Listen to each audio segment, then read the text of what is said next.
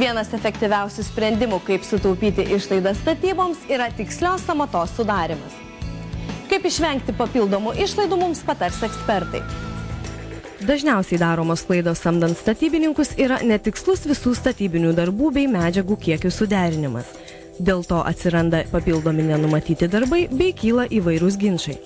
Kaip pavyzdys galėtų būti komiška situacija, kai statybininkas gipso kartono pertvaros plotą skaičiuoja iš abiejų pertvaros pusių, užsakovui teigdamas, jog gipso kartono montavimo darbai kainuos dvigubai brangiau. Kaip išvengti tokių situacijų? Ar verta skaičiuoti samatą? Manau, kad taip.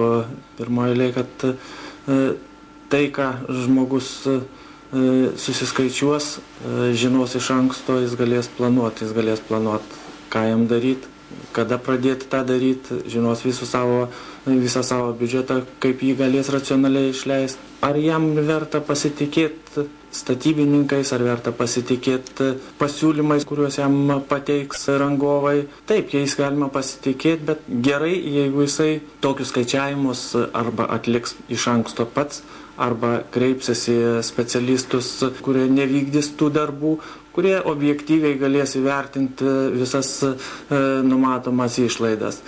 Jeigu jis pasamdo, reiškia, nepriklausomą samatininką, svarbiausia, kad tas samatininkas žinotų ir suprastų, kaip šitie darbai vyksta ir technologiškai labai, žinotų visą tą eigą. Tai tada šitas specialistas, būtent samatininkas, jis galės iš tikrųjų labai tiksliai apskaičiuoti statybos sąnaudas. Kreipiantis į samatininkus galima sutaupyti iki 20%.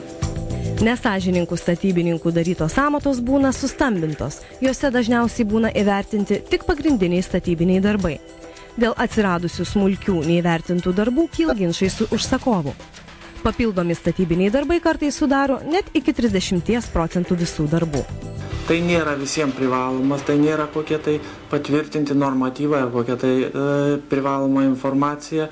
Tai yra mūsų bendrovės rekomendacijos, kurios palengvina tiesiog pačios sąmatos sudarimą, pačios kainos apskaičiavimą. Jos tenkina pagrindinius statybinių reglamentų reikalavimus. Todėl ekspertų parengtos normos, parengtos kalkuliacijos, jos gali būti privalumų atliekant skaičiavimus, privalumų įvertinant žmogaus numatomas išlaidas remontui ar statybai, ir tie išleisti pinigai sąmatos parengimui prieš darbų pradžią jam tikrai atsipirks. Kitose laidose mes tęsime šią temą, juk mums yra svarbu, kad jūs išvengtumėte papildomų išlaidų.